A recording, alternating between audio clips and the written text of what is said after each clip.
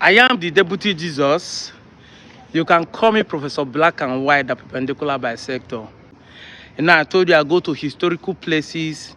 I travel to bring fact and evidence to you. Today I'm in Onitsha, Oka Road precisely. I want to let you know that the civil war is not a friction. It is not tears by moonlight. It is real. And evidence and fact shows it. Here since 1967 to 70, 3 years of war. The evidence is still on the ground.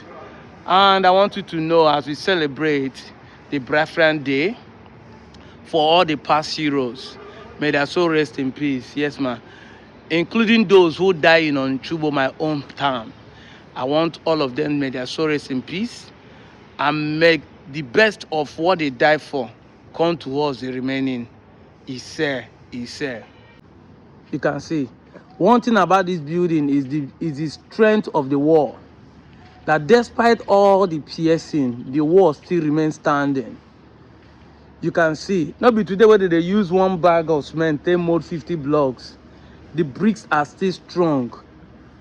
Very strong. The woods are still standing. The woods that are used for iron bars, you can see, are still standing. 50 years after the Civil War, everything here is standing strong.